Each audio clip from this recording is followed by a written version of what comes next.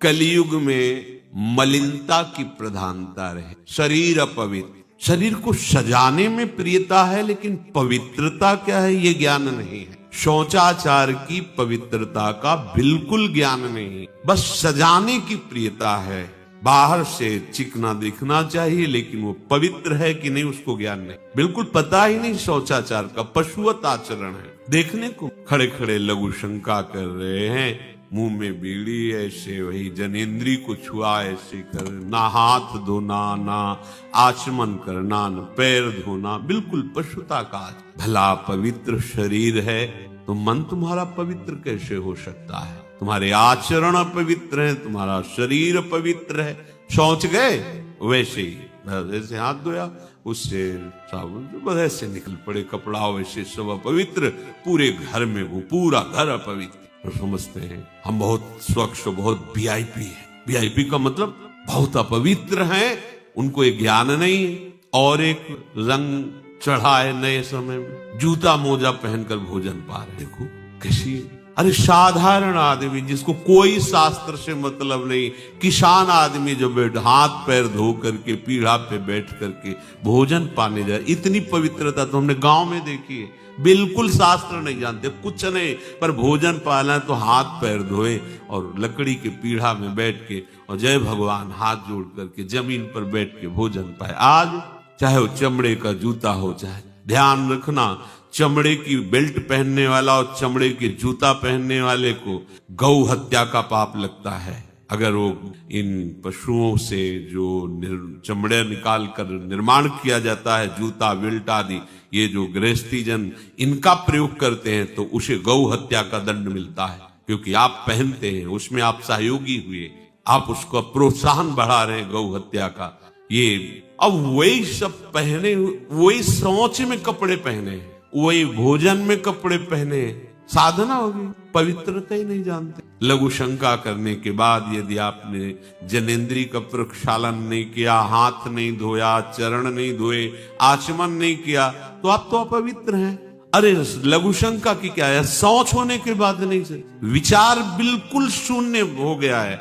बस शरीर आराम, पशु की तरह शरीर आराम। क्या शरीर आराम है? जब तुम्हारा शरीर अपवित्र है तो आचरण अपवित्र होंगे तो पाप बनेगा, पाप से तुम्हें शरीर को दुख भोगना पड़ेगा। बिल्कुल समझ खत्म होती चली जा रही।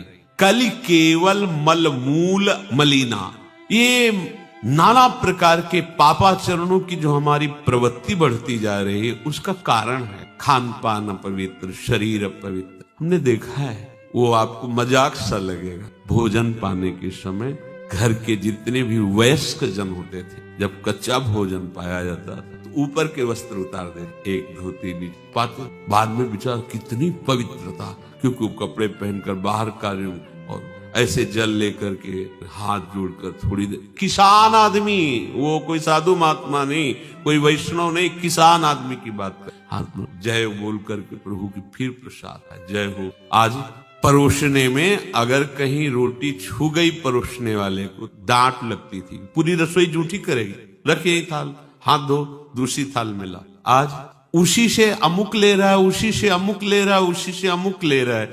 वो शराब पीने वाला है, मांस खाने वाला है, गंदे आचरण, उसी से आप ले रहे हैं। वो तो समाज में चलता है, समाज में तो समाज को लेके चलना ही पड़ेगा भाई।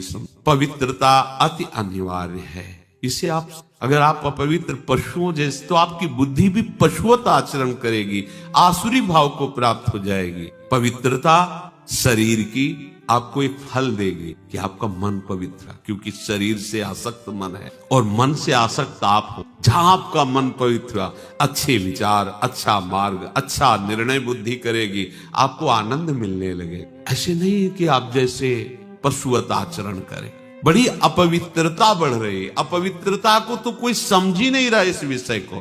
कैसे कैसे, हमको तो ऐसा भी किन्होंने बताया कि कहीं कहीं ऐसा भी है कि शौच में पानी का ही प्रयोग नहीं होता हो है। हाँ, टिश्यू पेपर कह रहे हो। विचार करो यार, मतलब कहाँ पहुंच रहा है हमारा। वो कहते वीआईपी लोग हैं, वाह है ये वीआईपी लोग। अरे बिना जल के कैसे प्रक्षालन हो जाएगा? कैसे आप पवित्र कैसे? पर पवित्र होना किसको चाहिए? वो तो पशुवत आचरण है। कलि केवल मलमूल मलिना, पाप पयोनिधि जन मन मीना। जैसे मछली जल में ही केल करती है, ऐसे कलियुगी प्राणी का मन पाप में ही केल करना चाहिए। अपवित्र विचार, किसी किसी मलिनताएं बढ़ती चली जा रही। रसोई अभी बनकर तैयार नहीं हुई और अवश्य सो खड़े खड़े वही रसोई, क्या पछता है। अरे एक बार बन जाए, उसे थाल में लगाओ। हम नहीं कहते तुम भगवान का भोग लगाओ जाके, नहीं वैष्णव हो, नहीं भजन कर, कम से कम थोड़ी तो पवित्रता। एक बार थाल लग जाए, हाथ जोड़ो, अन्न को ही प्रणाम करो। अन्न ब्रह्म, उपनिषद में आता है, ये अन्न ब्रह्म है, उसे प्रणाम करो। वो हमारे जीवन को पुष्ट करता है, हमें भगवत भाव। हाथ जोड़कर कहाँ हाथ जोड़े? वो तो जूता पहने वैसे ही सब, कोई खड़े खड़े खा रहा है, कोई मतलब ये हो क्या रहा है। हमने देखा है पहले बारात आती थी तो पट्टियां बिछाई जाती, गोबर से जमीन लिपी होती, दो आदमी पात्र ले खड़े, सबके हाथ पैर धुलाए, सब बैठ, फिर सबको परोसा, माताएं मंगल गीत गा रही, परोसा जा, कितना पवित्र होता था। आज कोई ऐसा कमाई मिलेगा जो शराब न पिए हो, कोई ऐसा कमाई मिलेगा जो उद्दंडता न कर रहा। पशुता बढ़ रही ना। कैसे कल्याण का तो शब्द ही नहीं उनको कि कल्याण क्या, उनका यही कल्याण है, बस जनेन्द्री रसेंद्री की तृप्ति होती रहे, उतना ही वो सब कुछ समझते हैं।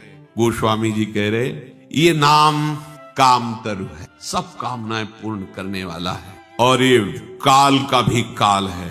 देखो नाम अगर जिह्वा पे विराजमान है तो अपवित्र पवित्रो वा सर्वावस्थांगतोपि वह यह स्मरेत पुंडरीकाक्षम सवायाभ्यंतर, बाह्य और अभ्यंतर से पवित्र। पर यदि आपने सदाचार का पालन नहीं किया, शौचाचार का, तो नाम में रुचि होगी नहीं। ध्यान रखना, अगर कोई ऐसे नाम में रुचि, जब मनाया मुझ उठाया, जब मनाया, कैसी कैसी पशुता है, चिड़िया की तरह चुनते रहे। अरे एक बार, दो बार, तीन बार, एक अपने भोजन का समय निश्चित करो, थोड़ा शांति से बैठकर भगवत भाव में आकर तब भोजन पाओ। वैसे ही आपका भाव बनेगा जैसा भोजन आपका है। पाते समय जिन भावों से आप युक्त हैं, लोग चिंतित रहते, परेशान रहते, क्यों?